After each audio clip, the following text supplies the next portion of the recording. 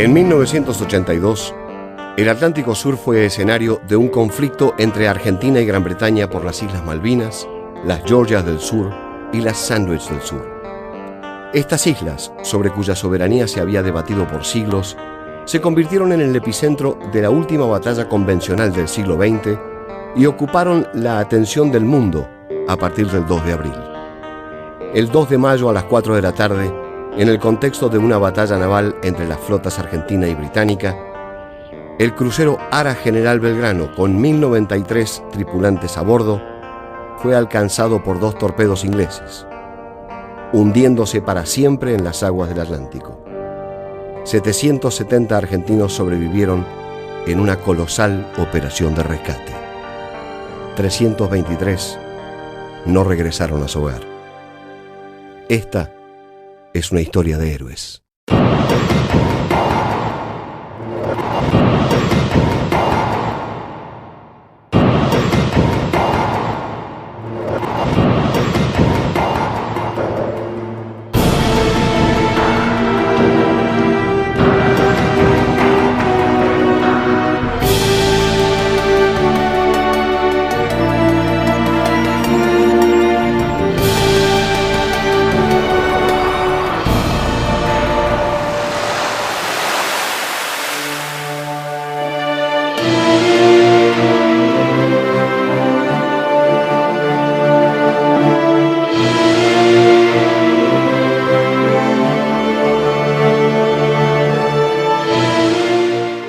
Eran hombres comunes, no elegidos.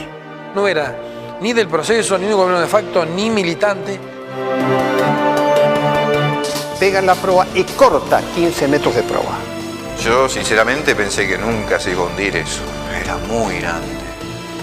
Y lo veo al crucero que está yendo a pique. Era un corcho en una lavarropa. Y yo digo que en ese momento, hasta los ateos, si había alguno, creyó en alguien. Nosotros siempre tuvimos unido. 9 de mayo para mí es mi nuevo cumpleaños.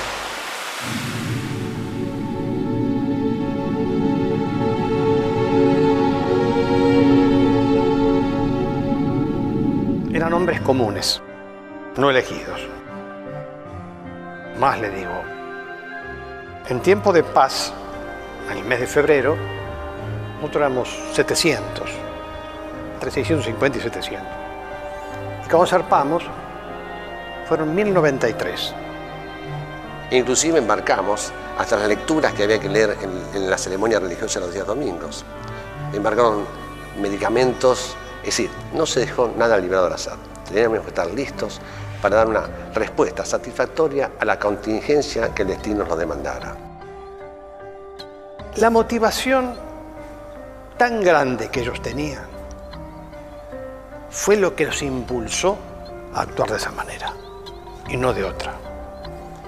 La motivación para ellos, para nosotros, en el buque, que era un reducto cerrado, era un pueblo navegando, era la defensa de la patria en el mar. Es tan sencillo como eso. Tan sencillo y tan sagrado como eso.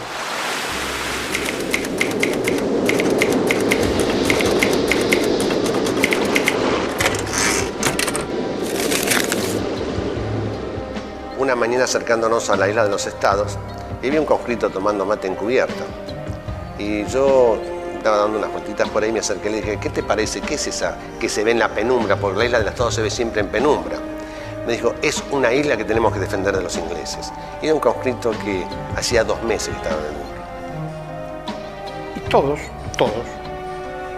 conformaron un espíritu de buque y un espíritu de equipo tan fabuloso que yo creo que es uno de los mayores orgullos que tenemos los tripulantes.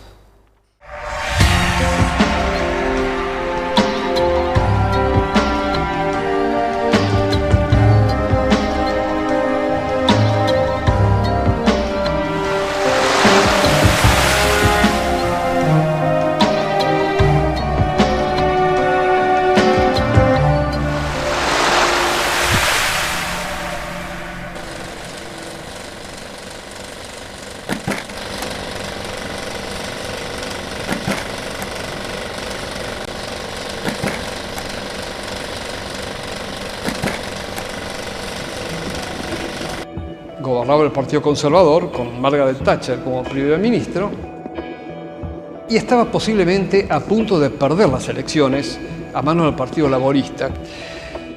Por otra parte, la política del Reino Unido era de desmantelar la flota de superficie para trocarla en submarinos misilísticos.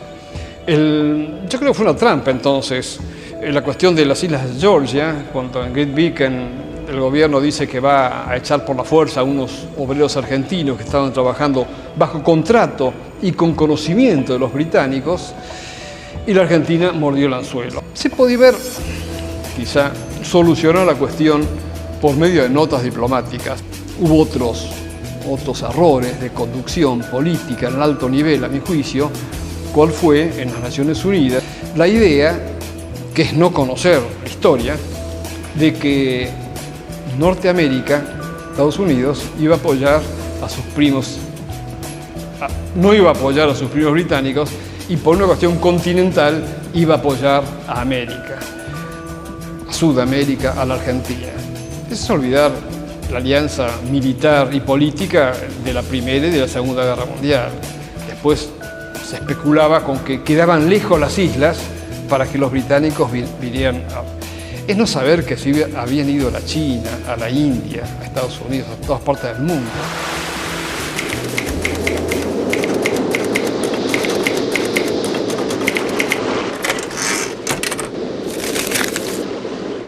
Yo sentí el patriotismo, es decir, cosa que es algo que, es decir, no sé cómo explicarlo, no te interesa perder la vida.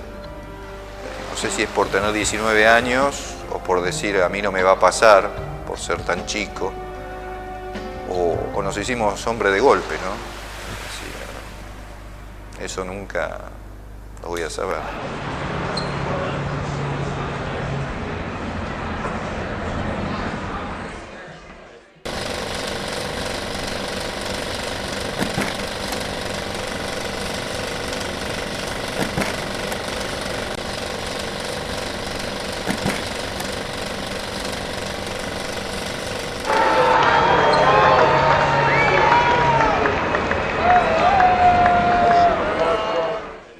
Yo recurro a mis recuerdos personales. Cuando se escuchó por los medios de difusión la marcha de las Malvinas y se oyó el comunicado en que se anunciaba la recuperación, muchos argentinos sentimos, ¿no es cierto?, una sensación de gran fervor y dijimos, bueno, por fin se ha logrado cumplir con una reivindicación histórica. Porque lo teníamos internalizado desde la escuela, desde todas las circunstancias, ¿no es cierto?, de nuestra existencia. Por eso que en los primeros momentos no se pensó realmente en lo que esto podía traer aparejado, ¿no es cierto?, lo que podía suscitarse a posteriori. Ahora, realmente, a lo largo de toda la guerra de Malvinas, o de una parte de la guerra de Malvinas, la gente actuó con un sentido triunfalista, ¿verdad?, viendo como una especie de pugilato, ¿verdad?, cuántos golpes asignábamos y cuánto nos asignaban, pero no, en realidad, advirtiendo la gravedad de los acontecimientos que estaban sucediendo en las islas.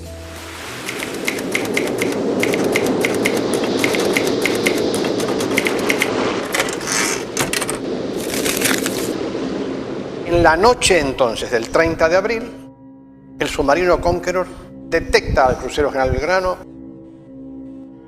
a 80 kilómetros de distancia. Y teníamos un escáner viejo, era un equipo viejo, donde escaneaba las frecuencias, es decir, de todas las bandas, donde se hacen emisiones de radio, de transmisiones de los buques. Y en un momento el escáner paró. Es decir, claro, yo en ese momento no sabía qué frecuencia era, no sabía nada, entonces le pregunto a un cabo segundo que estaba conmigo a qué correspondía esa frecuencia. Y me dijo, puede ser aviones o submarinos. Entonces volvimos a escanear intensivamente esa banda, pero sin resultados.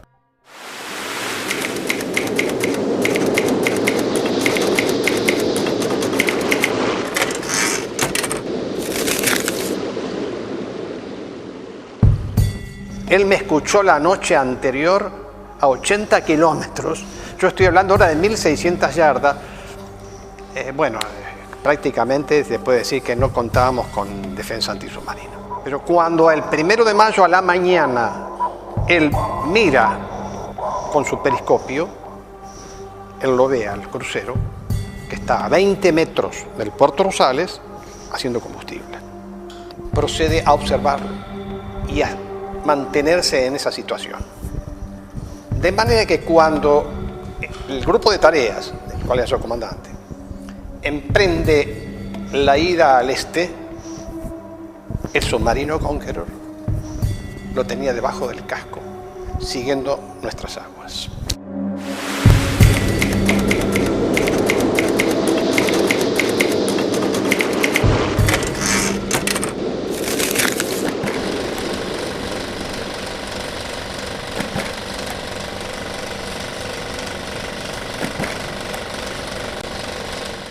Se dice que estaba fuera de la zona de exclusión. Yo soy bastante crítico respecto a esto porque la zona de exclusión la habían marcado los británicos. La podían haber ampliado también cuando tenían ganas. Un buque de guerra del porte del Belgrano, con los cañones de largo alcance que tenía, era un peligro. Si iba al continente, podía dar vuelta. Así que un barco de guerra en un conflicto armado sea hundido por el enemigo, no me parece que sea un hecho muy censurable. Fue la zona de exclusión, que navegaba para el continente. Esos son detalles. Era un barco de guerra en una guerra y hundido por otro barco de guerra.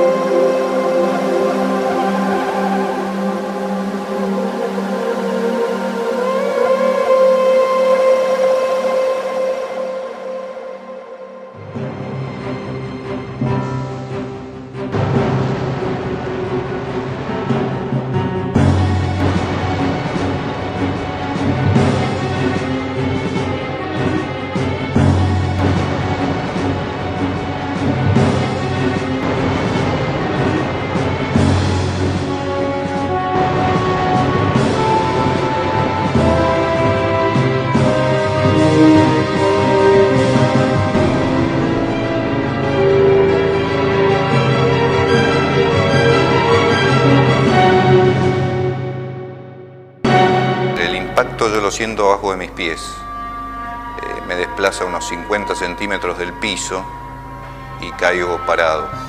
Y en ese momento, bueno, mi reacción fue decir, hijos de P, fue un torpedo. Y yo pensé que era una práctica de tiro, como estábamos cerca de la zona de la isla de los Estados y ahí usábamos para hacer la práctica.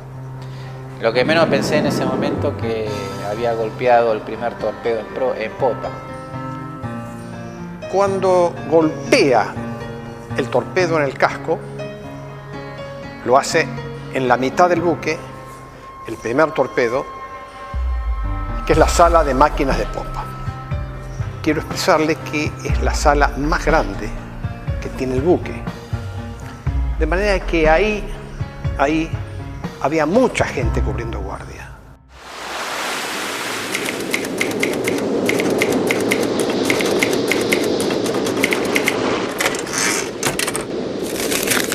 La explosión del primer torpedo, la concusión, el incendio, la explosión en sí hizo que toda la gente que estaba en el compartimento fuera muerta.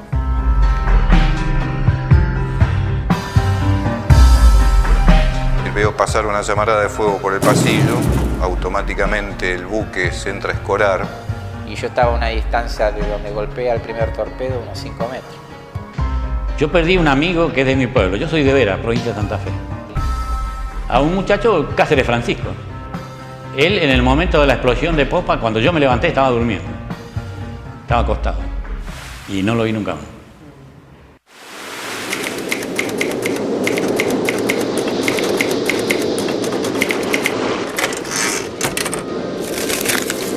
veces que uno se pregunta ¿por qué no me tocó a mí? ¿Y por qué él estaba durmiendo y no yo? O porque yo tengo que hacer algo en el futuro, o porque mis hijos tienen que hacer algo en el futuro, o porque mis nietos. Siempre va a estar eso, el por qué. Yo creo que con el lanzamiento de los torpedos, Dios sabía a quién tenía que llevar. Venían los torpedos y bajaba una mano. La mano de Dios tomó a los hijos, al fruto que necesitaba para el reino del cielo, y se los llevó a los 3:23, y acá estamos lo que te estamos contando en la historia.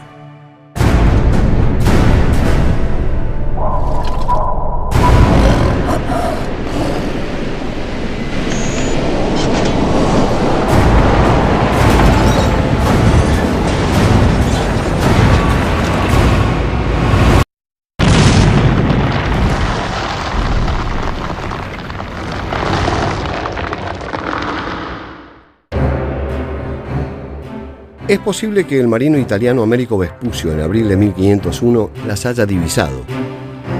Las islas figuran en los mapas de Weidenmüller y Schöner de principios del siglo XVI. En 1520, Hernando de Magallanes pudo haber recalado en ellas, o bien pudieron ser avistadas por el capitán Esteban Gómez cuando desertó de la expedición y decidió retornar a España. Diego Rivero dibuja las islas en su carta universal y les da el nombre de San Antón. Pero no serán ratificadas hasta la expedición holandesa Mahú y Cordés, cuyo fin era obtener riquezas mediante el saqueo de las posiciones españolas y portuguesas de las Indias.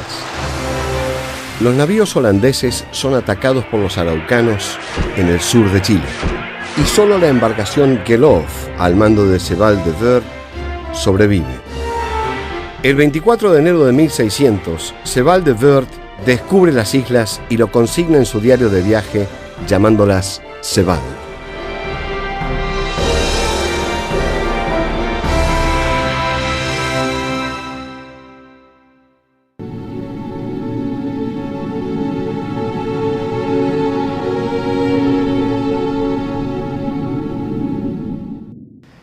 Y yo en realidad tenía que ir a almorzar. No fui a almorzar porque estaba muy cansado, así como tenía mucho frío. Y me tenía que levantar a las 4 para tomar, porque continuaba. Ahí se continúa. Entonces yo me voy a mi sollado, que teníamos nosotros un sollado.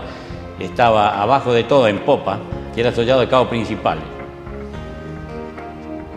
Y yo me anoto, en los buques siempre hay uno de guardia que se llama cabo vigilancia. Anda caminando, entonces le digo, anotame, despertame a las 4 menos cuarto.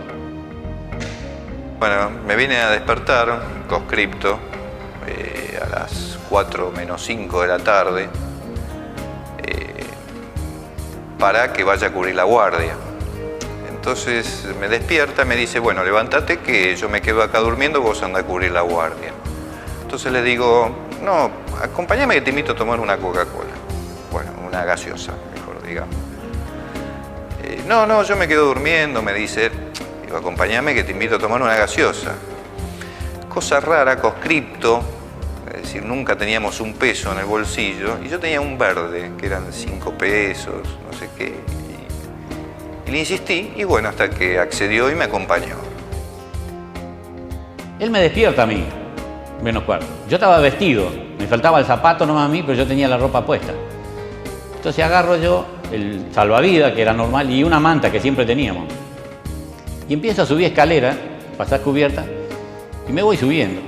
Cuando uno llegaba más o menos a la parte de popa, yendo más a proa, había un lugar que se llamaba, le decíamos nosotros que era la Fuente de Soda. Ahí había una cantina, en la cual había 2 cantineros que fallecieron.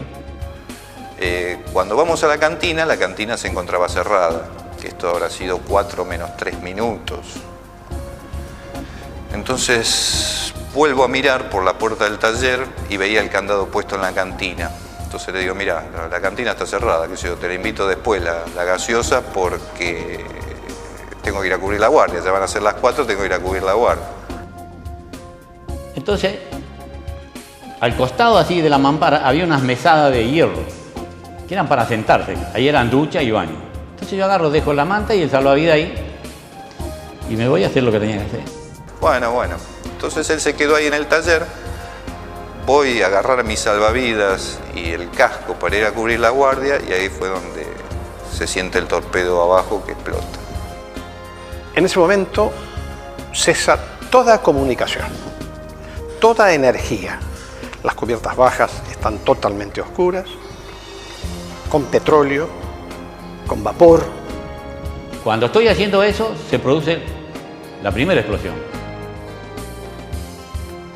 Se levanta todo el baño para arriba, me lleno de petróleo y se comienza a incendiar. Yo lo que miraba era, me pegué a la mampara, yo así, mirando para arriba, y veía los cables en esos buques estaban a la vista, se los veía. Yo veía que se quemaban los cables, sentía unos gritos, no sabía dónde estaba. Yo me quedé quietito, me puse en la mampara y me quedé quietito. Estaba esperando nomás qué es lo que pasaba. En realidad ahí arriba se apagó las luces, había un gran humo, un humo negro espeso. La primera explosión que digamos, penetra en la sala de máquinas de popa, se confina dentro del buque, dentro del costado, posiblemente por las corazas que tenía a la altura de la línea de flotación, y comienza a acceder hacia arriba. Y entonces va destruyendo 4 cubiertas hacia arriba. Y destruye material y destruye gente. Material y hombres. Y así llega la concusión hasta el comedor de tropa.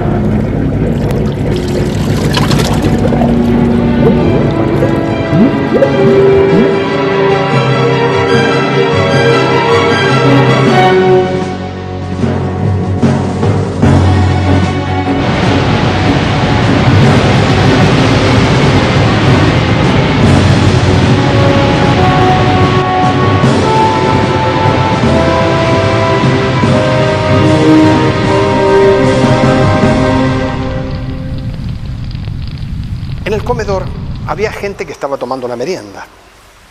Declaran, porque han sobrevivido muchos de ellos, que una bola de aire caliente, casi color rojo, comenzó a avanzar hacia ellos.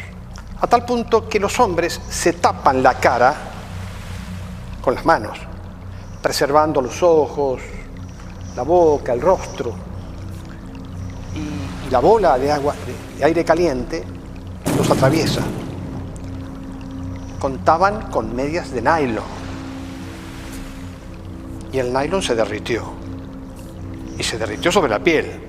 Veo que alguien está saliendo desollado, quemado, y le pido en ese momento a otro colimba, Chaparro, que me ayude a llevarlo hasta donde estuviéramos nosotros.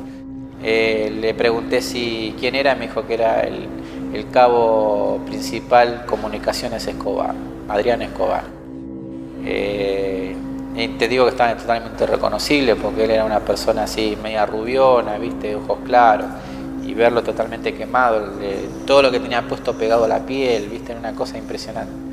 Y vos lo veías atrás, era una persona normal, vos lo veías caminando y lo veías normal porque lo agarra la onda expansiva en uno de los hollados de frente, y lo que único que hace es atinar la cara a cubrirse un poco, pero igual no dio tiempo porque parte de la cara le quemó.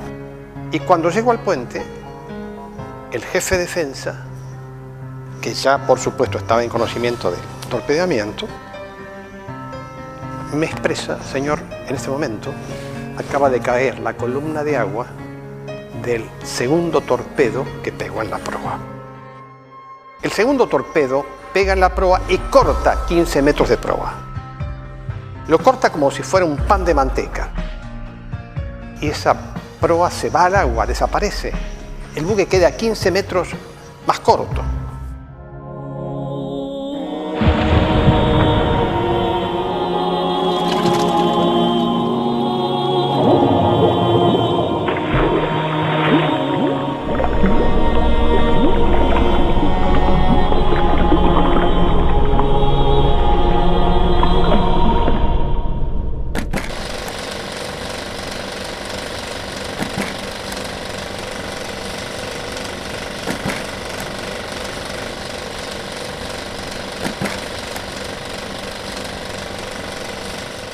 Pero en realidad la actuación del presidente Belaúnde Terry fue recibida como una especie de gran espaldarazo. Con el Perú nos unen, digamos, relaciones históricas de los comienzos de la emancipación. No en vano San Martín fue su libertador, fue el que lo creó al Perú como Estado independiente.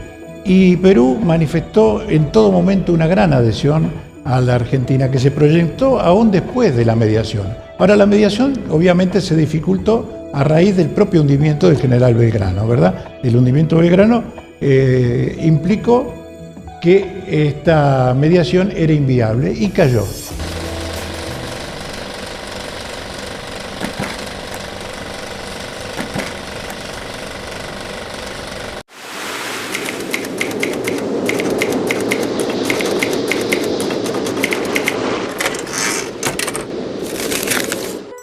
Ellos eran los dueños de la cantina, eran dos civiles, y ahí se vendían cigarrillos, fósforos, dentífricos, caramelos, etcétera, etcétera.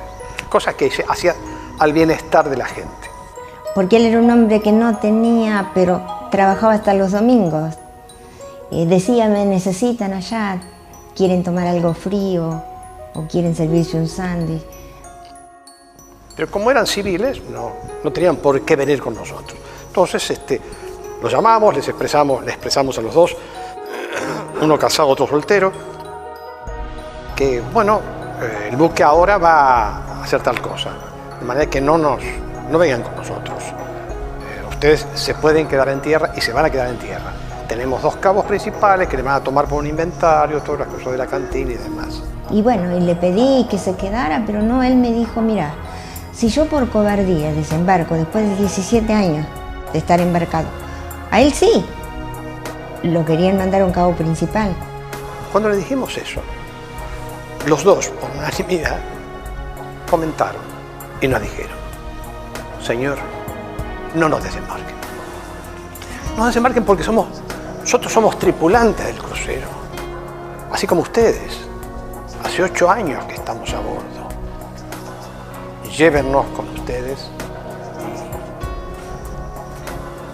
Bueno, salto en los días, llegó el momento del abandono, 2 de mayo, y uno de los hermanos está encubierto, imbuido en su condición de tripulante del buque. Está encubierta en su puesto de abandono y no lo ve a su hermano. Viene el mayor de los Ávila a preguntarnos por el hermano, es decir, a ver si habíamos visto al hermano, que era uno de los cantineros. Yo le respondí que no, mismo el suboficial que estaba conmigo tampoco, y él se fue a buscar a su hermano. Bajar a cubiertas bajas en ese momento era tremendo, era ir a la muerte prácticamente.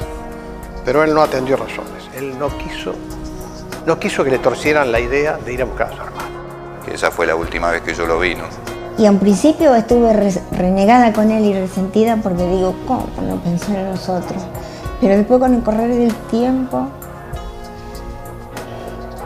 me fui dando cuenta que yo también lo hubiese hecho por un hermano. Los 2 hermanos Ávila son 2 de los 323 héroes del crucero General Belgrano.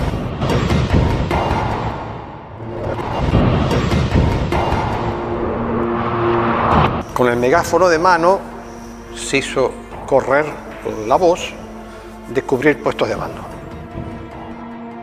Ese cubrimiento de puestos de abandono no significaba que el hombre se iba a tirar al agua, sino que fuera a cubrir abandono en los puestos que ya en tantos zafarranchos o prácticas que se habían hecho conocía de memoria. Se había logrado un adiestramiento perfecto de hacer los adiestramientos de combate o de abandono durante el día sin previo aviso. Empezamos a hacer adiestramientos nocturnos apagando todas las luces del buque, de tal forma que la gente supiera trasladarse en las cubiertas, muchas cubiertas que hay hacia abajo, en la oscuridad, y eso fue realmente nos dio una gran solución en el momento que tuvimos que enfrentar.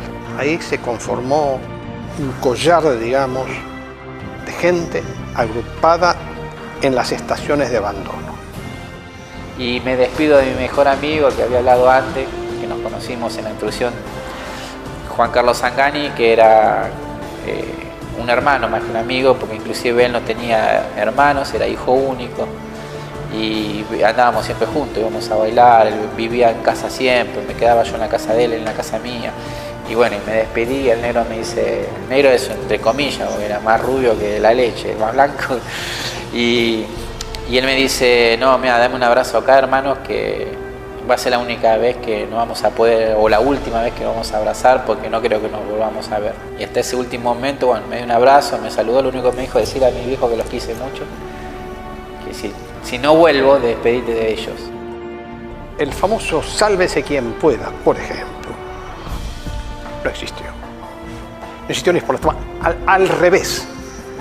Ellos extremaron las medidas para ayudar al camarada, para sacarlo herido desde abajo, en los hombros, ayudarlo en la balsa, ayudarlo en la cubierta, prestarles auxilio, los enfermeros poniendo inyecciones de morfina a la gente que estaba muy dolorida.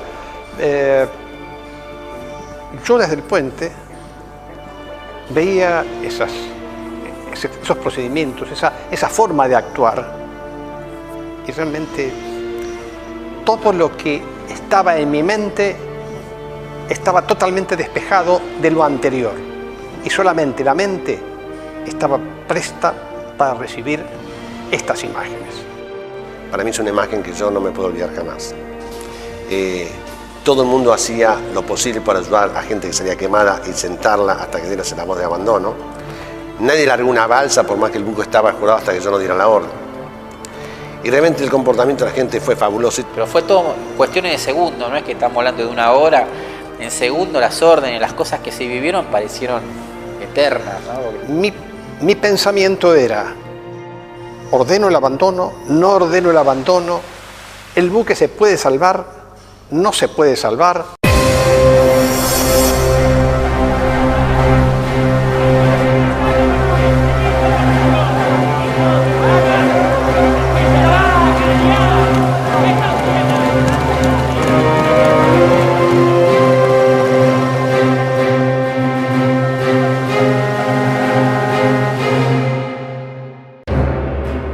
Durante el siglo XVII y parte del XVIII, los geógrafos respetan la denominación de las islas proclamada por el marino holandés Sebald de Weert y creen que el descubrimiento es correctamente atribuido.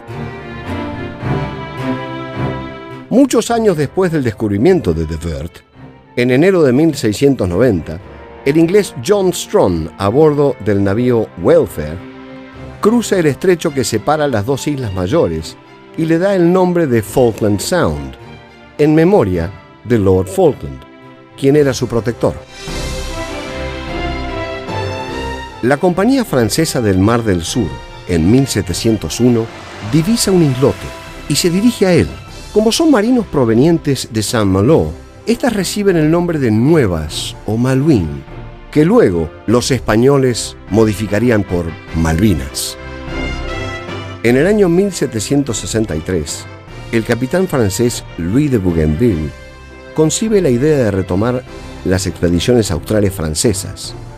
Es así que funda en las Islas Malvinas una colonia plenamente organizada. El 2 de febrero, fondea en la isla oriental y funda el pueblo Saint-Louis. Los franceses construyeron casas con jardines, cultivaron la tierra y encerraron el ganado en corrales. Por protestas del gobierno español que reclama las Islas Malvinas, Bougainville actúa de acuerdo con el derecho internacional, ya que reconoce la propiedad de España sobre los territorios convenidos en el Tratado de Tordesillas. En el mismo, las islas estaban dentro del ámbito geográfico español. El capitán francés Bougainville entrega las islas de buena fe en 1767.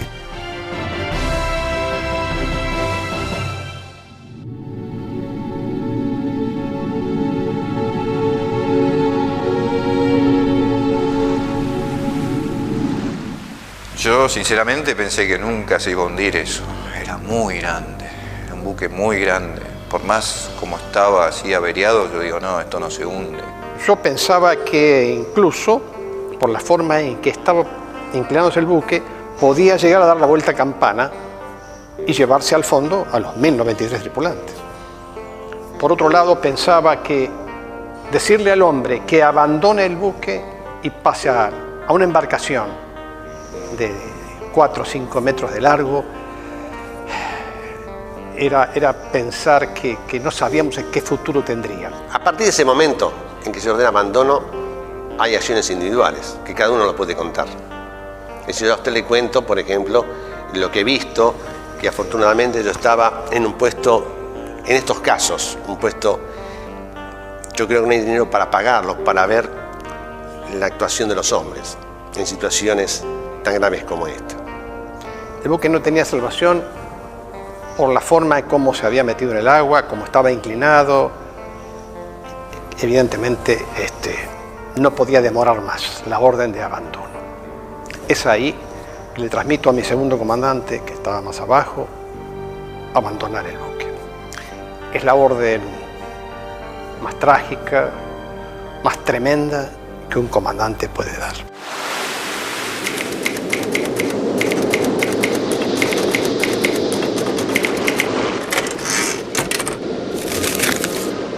Hay que separar la balsa del buque, porque si no cuando se hunde nos chupa. Entonces tratábamos con las manos, remando con las manos, pero algo imposible porque el viento nos pegaba al buque. Entonces la balsa se va desplazando hacia el lado de proa, pegada al buque, y en un momento se monta en la parte donde le faltaba la proa. Eran rotas por las chapas que se habían desflorado de la proa, y como el buque se iba para atrás se hundía, rompía las balsas y la gente caía al agua. El ruidito, se pinchó la balsa. Entonces los 2 o 3 que estaban conmigo arriba de la balsa dicen, abandone la balsa. Cuando me giro, no había nadie arriba de la balsa. La balsa se entra a desinflar y yo iba caminando por adentro de la balsa levantando el techo con las manos. Claro que te ibas moviendo así, levantabas el techo con las manos. Cuando me voy a tirar a la otra balsa se había alejado como unos 3 o 4 metros, porque ahí yo no sé qué pasó, si fue que cambió el viento o qué, las separó las balsas del buque. Entonces cuando yo me voy a tirar, la balsa no estaba. Tuve que nadar como 3 o 4 metros hasta la otra balsa. El agua a 0 grados de temperatura. Una sensación térmica de 10 grados bajo cero. No, aparte vestido, con borseguí, con pantalón, es decir, y el salvavidas, ¿no? Obviamente, porque si no, no estaría acá. Me agarro de los cabitos que tiene la balsa y digo, súbanme porque no puedo respirar. Es decir, el frío era tan intenso que aspiraba y no podía exhalar.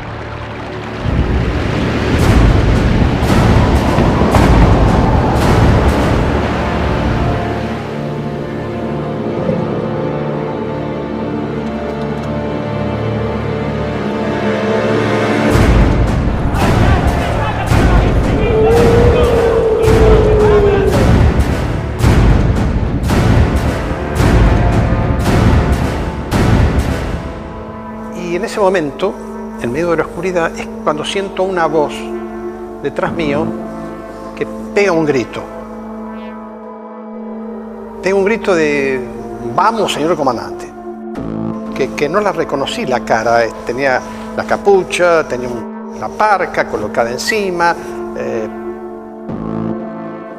y entonces le ordeno, le grito que se tire al agua, porque era la orden que él tenía que cumplir, abandonar el buque.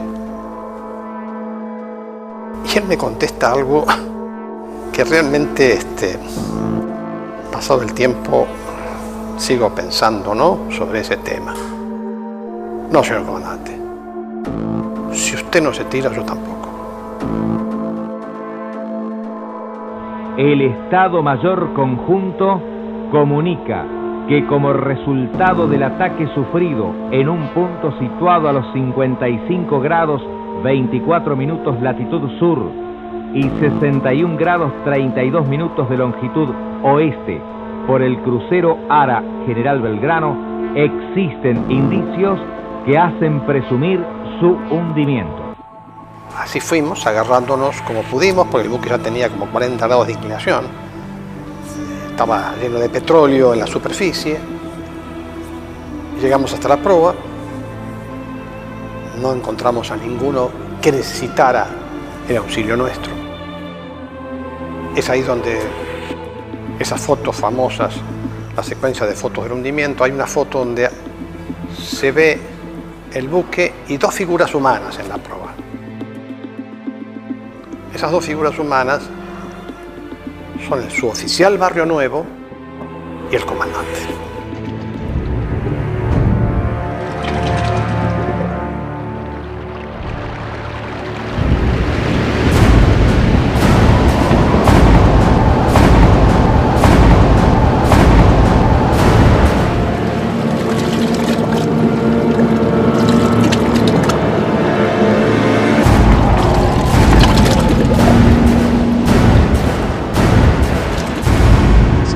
One moment. Woodrow Wyatt says you only respect people who come one in to make their moment. point. Yes. That ship was a danger to our boys. That's why that ship was sunk. I know it was right to sink her, and I would do the same again.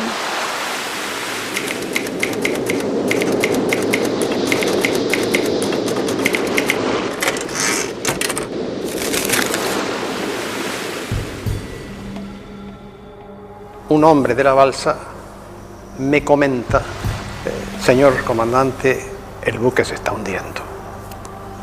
Es ahí donde me asomo por la ventanita que tenía la balsa y lo veo al crucero que se está yendo a pique. No quise ver porque se me hundía parte mía, es decir, era mi casa.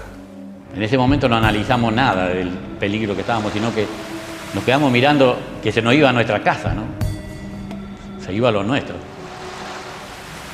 Y lo miramos. Salió una bocanada de aire con agua caliente, con humo, ¿no es cierto? Y desapareció.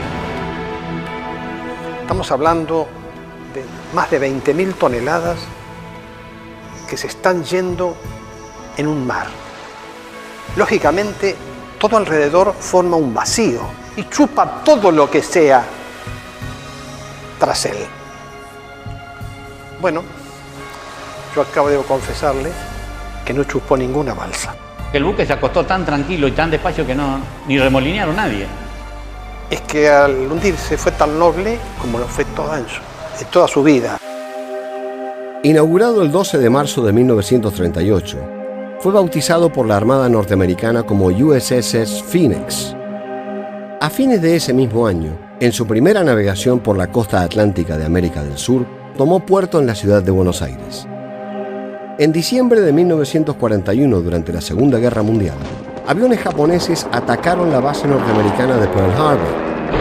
El crucero salió indemne de este ataque, abriendo fuego sobre los aviones japoneses y navegó fuera de la bahía entre los poderosos acorazados envueltos en llamas. De ahí en más, llevaría el mote de El Afortunado. El 12 de abril de 1951 se realizó la afirmación del pabellón argentino en la base naval de Filadelfia. A partir de ese momento pasó a llamarse Ara 17 de octubre. Años después tomaría su nombre final, General Belgrano.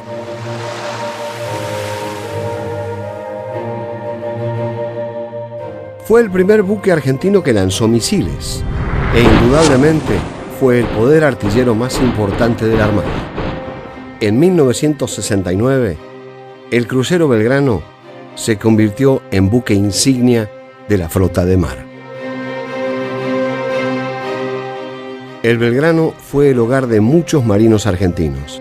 Más de 10.000 hombres formaron parte de su tripulación. En abril de 1982, con 1.093 hombres a bordo, zarpó hacia las Islas Malvinas. Esa fue su última navegación. Y fue esa la travesía que lo guardó para siempre en la historia argentina.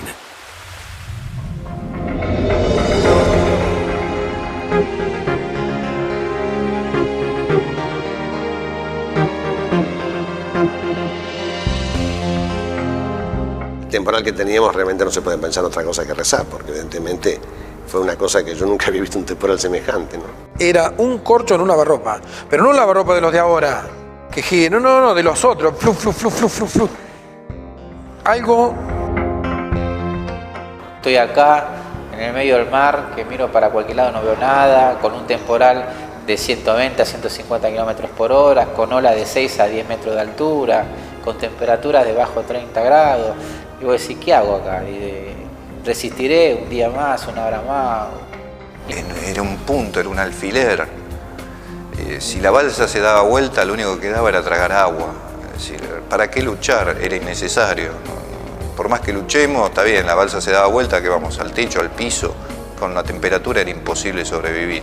Que el mismo frío inclusive nos hacía orinar encima, y eso era bueno porque nos daba calor como si fuera una bolsa de agua caliente. Hay algo que es humano. Las balsas sobrecargadas tuvieron un final mejor.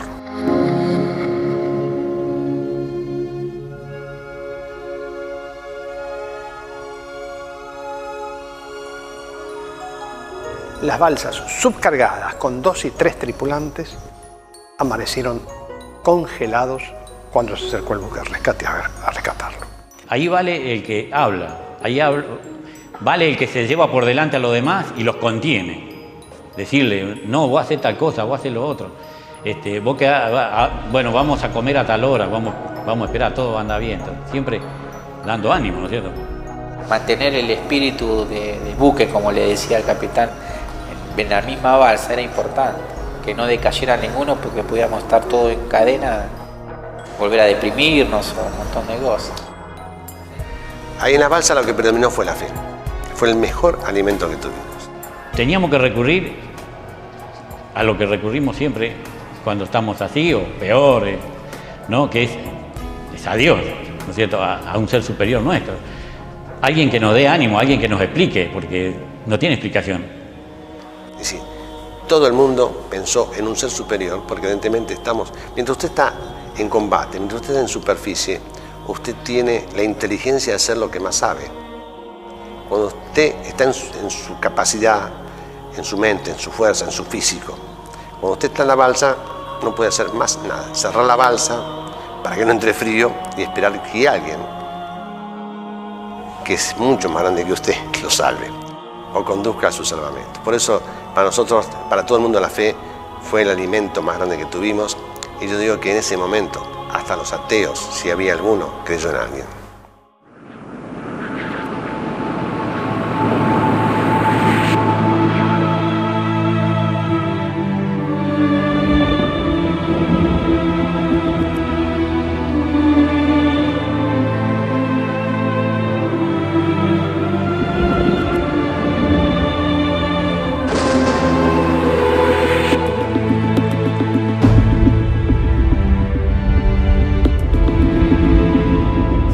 Ahora llevarme, digo, o sea, mi abuelo había muerto en el 80. Digo, llévame con mi abuelo que voy a estar acompañado del seguro.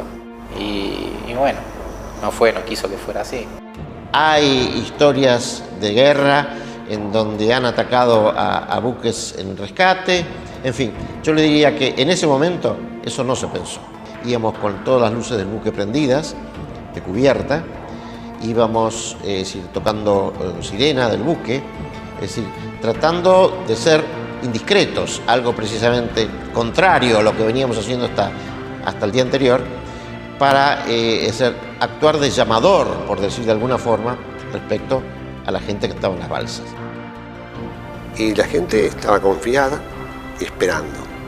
El tema cambia cuando ve la luz que realmente ve que lo pueden salvar. Ahí la situación cambia totalmente, porque entonces pasa de un estado de tranquilidad, de espera, a una situación que dice, esa no me la pierdo, ahora que sería posible salvarse, no me quiero salvar. Hay que ver que la gente en las balsas en ese momento estaba pasando los peores momentos. Es decir, desesperación, ¿no? Porque querían un rescate. Y escúchame, le dije yo, aguantaste tanto tiempo, que aguantés 2 horas más, ya está. Ya nos vieron, ya nos van a rescatar. Ya no es que el destino que diga haga lo que quiera, porque estamos dispuestos a morir.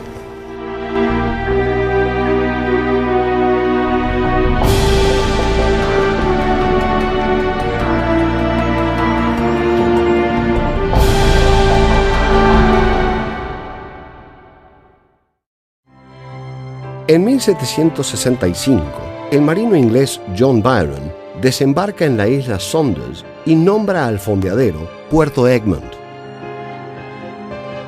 Habiendo pasado ya más de 2 años desde la ocupación francesa en la isla por parte del capitán Bougainville. De aquí en más comenzarán una serie de avisos españoles para que los ingleses abandonen las islas, hasta que en enero de 1770 los ingleses son expulsados por el mayor general de la Armada, Juan Ignacio de Madariaga, bajo el fuego de los cañones. Inglaterra presenta una protesta ante el rey Carlos III, y para evitar la guerra, se firma un tratado, permitiéndoles a los ingleses Puerto Egmont, pero no se discute la soberanía.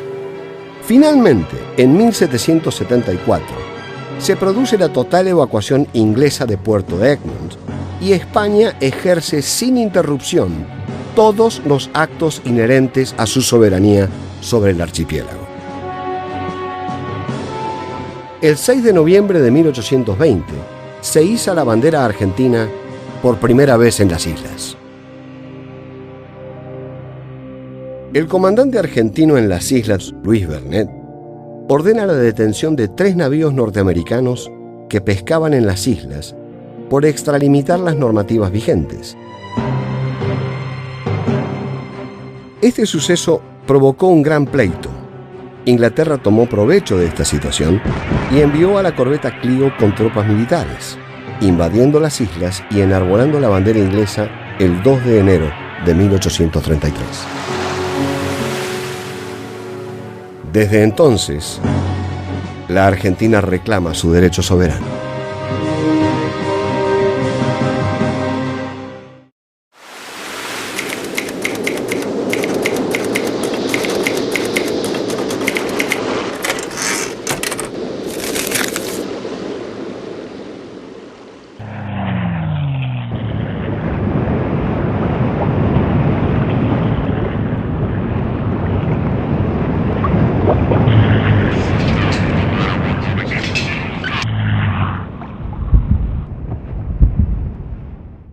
Este ha sido el rescate más exitoso del que se puede hablar. El 100% de la gente que estaba en condiciones rescatada fue rescatada. Logró sacar del mar a 793 personas. 793, hay 23 que por frío, por las quemaduras que tenían, se nos mueren, por decir así, en el rescate. 770 llevamos de vuelta a puerto.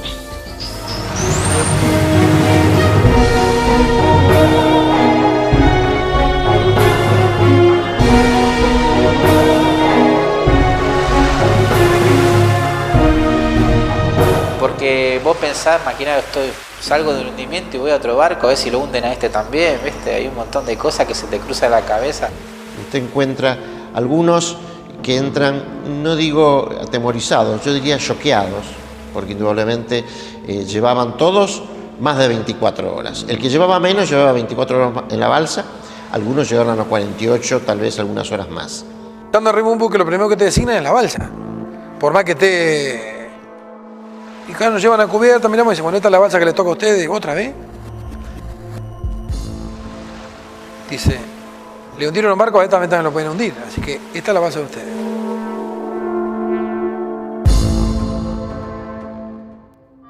Suena la alarma antisubmarina del Piedrabuena. Yo todavía pregunté qué era la alarma antisubmarina y bueno, los muchachos del Piedrabuena entraron a correr para cubrir los puestos de combate y yo dije, otra vez no abandono. Agarré y me acosté en la cama y así fuimos 3 o 4 que nos quedamos ahí, que dijimos, otra vez no abandonamos. Y nos quedamos acostados esperando que un torpedo entre por el mamparo, ¿no? Porque otra cosa no quedaba. O animándote al otro compañero que está mal. O sea, yo vi inclusive cuerpos que entraban de gente fallecida. Y eso, si vos agarrás a uno medio bajoneado, lo ves y te agarra, aparte de tristeza, cierto bajón que te deprime totalmente. Y hoy lo que me queda a mí es un dejo de reconocimiento, así sobre todos esos, el esfuerzo que hicieron todos esos 770 hombres, vuelvo a repetir, discúlpeme, para que sus 770 camaradas pudieran volver con su familia. La gente te daba la cama de él, la comida de él, la ropa de ellos, todo, la tripulación pasaba a estar en disposición de la gente del crucero. Y empezando a tomar conciencia y empezaban a llegar las listas de los que habían sido rescatados y a sacar cuenta de los que no estaban.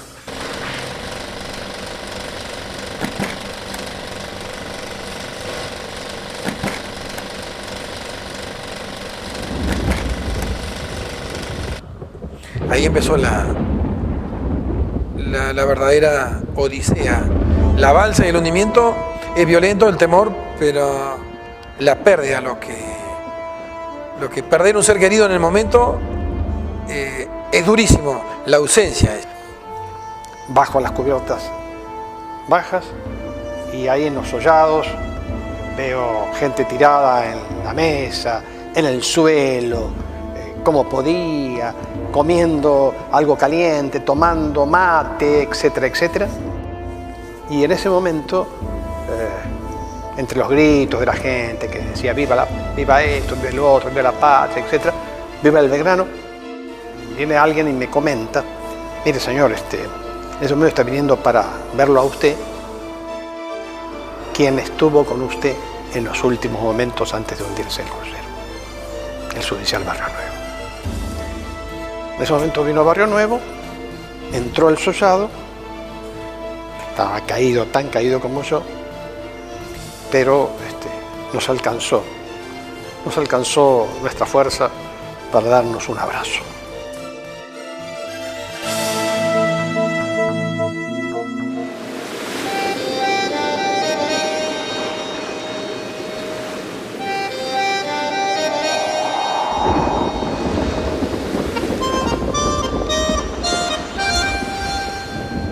Escobar, cuando fallece, calculamos nosotros que había sido o un día antes, o unas horas antes de ser rescatado. Cuando se muere se va consciente de que hubo alguien, un grupo de personas que por lo menos lo ayudó a estar esas últimas horas cuidado, atendido, o sea, todo lo que podíamos era todo dedicado a él. Pero se le curó lo que más pudo y él siempre nos decía, a ver, manténganlo despierto, háblenle, porque él tenía miedo de que se quedara dormido y bueno, pasó así. Nosotros pensamos que seguía durmiendo y después no despertó nunca más. Cuando muere Escobar, evidentemente la solución para eso, ya que no podía prestar ningún servicio más, era lanzarlo al agua. Lanzarlo al agua, a la tumba de los marinos, los que mueren. Cuando dijeron qué vamos a hacer con el cuerpo de Escobar ahora, que está muerto, que venga con nosotros también. Él vino con nosotros y vuelve con nosotros, sea cuando sea, la hora, el día, lo que sea. Y hoy en día Escobar está sepultado en el continente. Y hoy por hoy la familia tiene donde dejar una flor. Puerto de Ushuaia. Arriban con los sobrevivientes los destructores Piedrabuena, Bullard y el aviso Gurruchaga.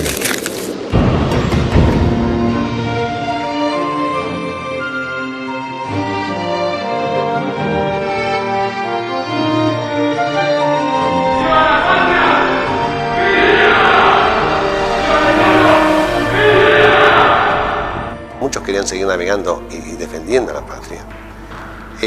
No lo pensé en ese momento, pero lo uno ahora.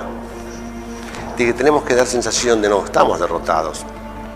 Y no estábamos derrotados. Entonces los hice formar. Le dije, vamos a dar 3 vivas por el Belgrano. Y surge esa foto que recorrió el mundo. Que es un hecho que yo no pensaba recorrer el mundo, ni mucho menos, sino que quería darle sensación a los familiares, al público que nos estaba viendo ahí, que no estábamos derrotados los hombres del Belgrano. Es decir, mi mente estaba en el océano, en Malvinas, los muchachos que estaban peleando, y estos estaban acá, y decían, no puede ser. Y acá como si nada, es decir, como si hubiera sido un partido de fútbol la guerra. Entonces esas cosas me hacían ver la vida diferente. Es decir, yo tenía ganas de tener un fusil para estar en Malvinas. No sé si por impotencia de haber estado en un hundimiento y no poder haber hecho nada, no poder haber combatido. Cansa la pelota, el jugador. Gol, gol, gol, gol, gol, gol, gol, gol, gol, gol, gol, gol, gol. Gol. El conflicto no se apreciaba en toda su magnitud, donde no se veía la gente ir y venir, ni se podía saber cuáles eran las consecuencias. Y de alguna manera, para engañar nuestra conciencia, empezaron a hacerse colectas, se mandaron algunos obsequios a los soldados, generalmente inservibles, y con eso se creyó que estaba todo resuelto. Eso fue una pena, y la pena mayor quizá haya sido el hecho del retorno, ¿verdad? Donde estos verdaderos héroes, que estaban más allá de las motivaciones políticas que llevaron a la guerra, se encontraron con que el país le dio la espalda. El país siguió tan campante, tan contento en sus celebraciones cotidianas, en el fútbol y en tantas otras cosas, pero realmente no vivió el dolor ni el acompañamiento de la gente que volvió de la Guerra de Malvinas. Y por eso, hoy por hoy, los veteranos de Malvinas siguen recordándolo. Y el pueblo argentino tiene que, de una vez por todas, devolverle en afecto y en obras lo que ellos dieron por el país.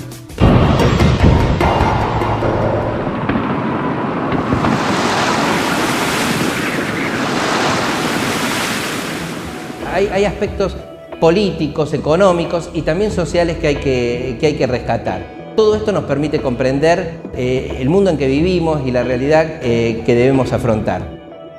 En el crucero murieron muchos hombres, pero no fueron los únicos. En la gesta de Malvinas, en la guerra, hubo hombres de la Fuerza Aérea y del Ejército que combatieron con el mismo ideal y con la misma fuerza. Nosotros ahora rescatamos el crucero porque en el crucero, durante la guerra, fue el lugar donde murieron más personas. Pero es cierto que es un hecho más de la guerra y no el único hecho.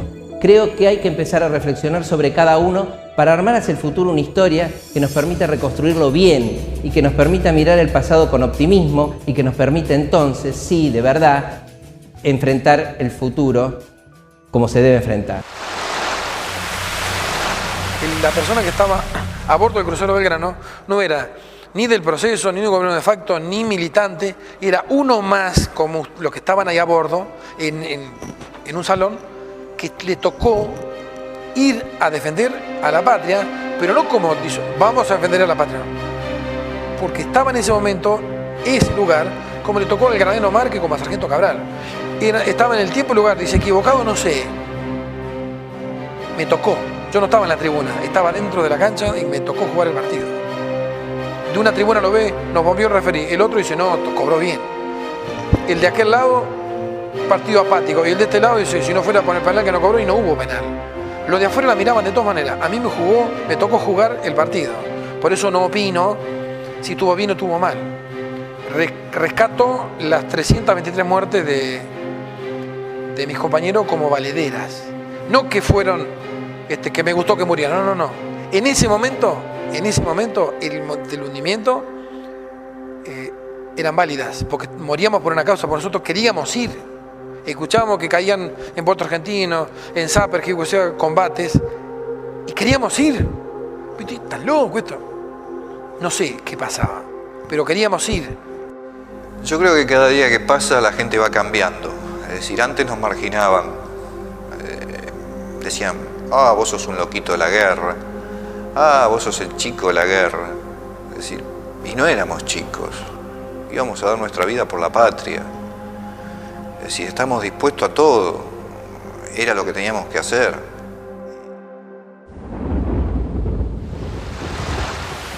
Y cuando yo puedo comunicarme con mi familia, me dicen a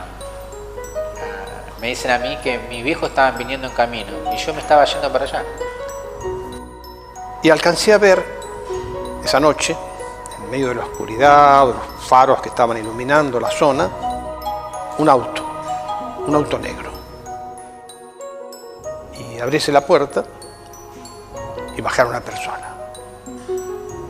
Y, claro, correr hacia mí. Cuando empezó a correr me di cuenta, era mi esposa.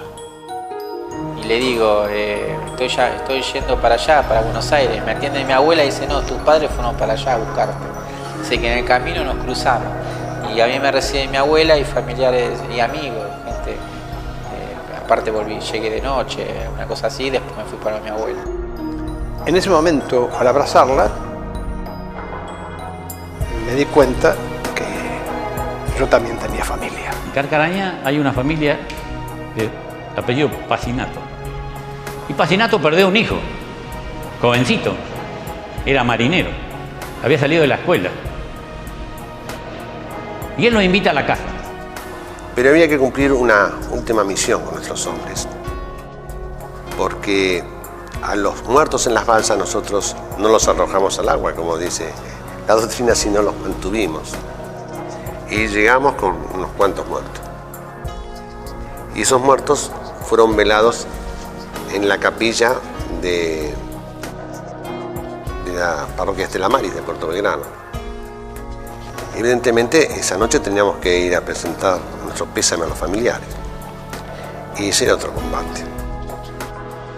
Y ahí me entero que este señor Pacinato, de los años que había ido, había recorrido toda la Argentina buscando el hijo. Entonces el padre quería que nosotros le digamos si pone esperanza en el hijo o no.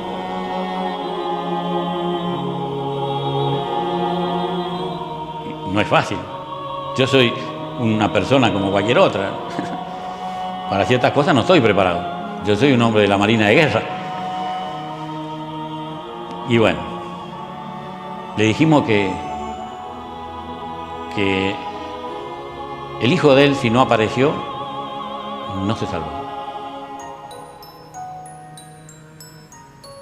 Y que se murió tranquilo, no sufrió, y que él lo único que hizo fue cumplir con su juramento. Que él algún día lo iba a entender y que el hijo de él era un héroe, no nosotros. Porque se quedó con los 323 compañeros nuestros en la unidad. Y fuimos a la iglesia Estela Maris esa noche.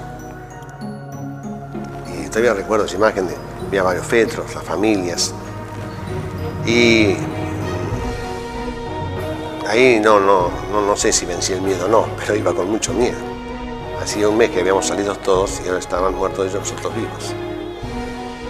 Sabíamos que para nosotros no era una responsabilidad, no lo sentía como una responsabilidad yo, pero para un padre, para una madre, podía sentirlo así, y perfectamente. Y entonces me acerqué a un féretro y había un señor, que todavía lo estoy viendo, parecía un hombre por su forma de vestir de campo. y me dijo unas palabras que yo jamás las podré olvidar. Cuando le presenté el pésame me dijo, mire capitán, yo perdí 2 hijos, pero este no lo siento tanto porque murió por la patria. Yo nunca tuve palabras para poder expresar lo que sentí en ese momento. La grandeza de ese hombre realmente me dejó apabullado.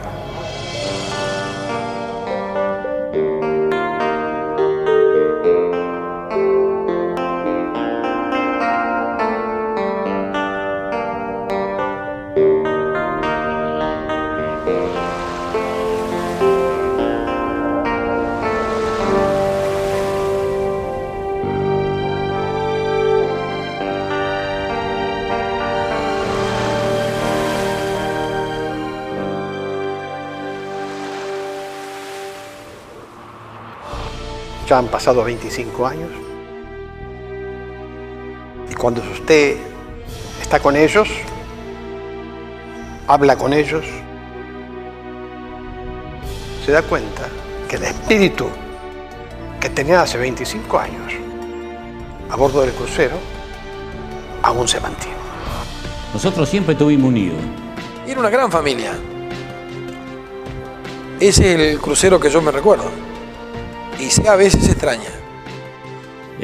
Yo creo que los verdaderos héroes son los que quedaron en Malvinas, por supuesto, o en algún motivo de la guerra, tanto aeronáutica como al ejército, y por supuesto todo lo de nuestra armada, ¿no? Uniéndolo lo del crucero Belgrano en particular. Creo que hay que recordarlo más que nada, no con tristeza, con cariño, con alegría, con una cosa así que... tratar de mantenerlo a través del tiempo, ¿no es cierto? A través de las circunstancias que a veces no se dan, ¿no es cierto? Pero siempre con cariño, con fervor, ¿no es cierto? Y los verdaderos héroes, sigo sosteniendo, son los que dieron su vida. Me reúno con ellos, tenemos nuestras reuniones de camaradería todos los años, y cuando nos vemos nos abrazamos, hablamos de nuestras cosas, no con un lamento permanente, sino con la emoción y el orgullo de haber pertenecido a la votación. Hay tumbas de héroes que no pueden ser visitadas. Se encuentran en las profundidades de los océanos, en lejanas islas de piedra o en campos de batalla sin nombre. Solo se puede llegar a ellos a través de la memoria.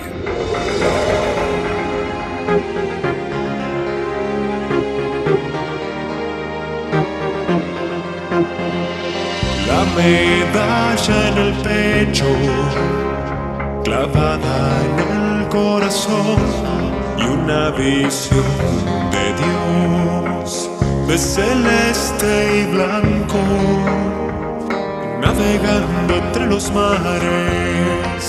En las noches ves fantasmas que muerden el pabellón. En las aguas bajo el frío duerme. ¿Quién guardará tu plegaria del viento? ¿Quién borrará nuestras lágrimas del mar? Siento al dormir tus muletas en llamas y en sueños volverás a caminar.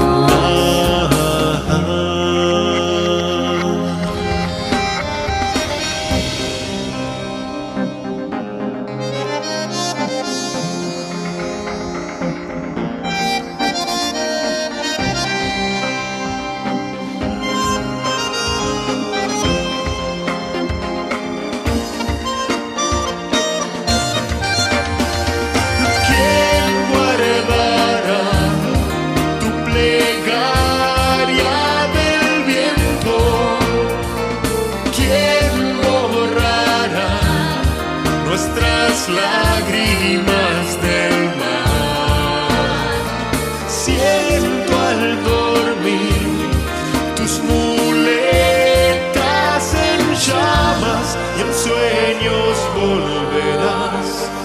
caminar.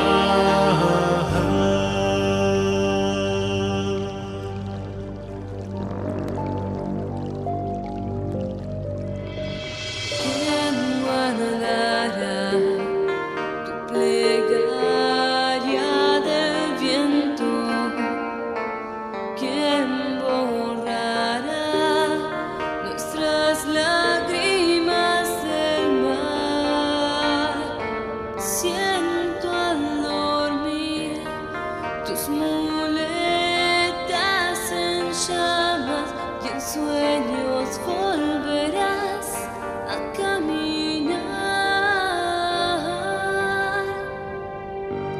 Y en sueños volverás.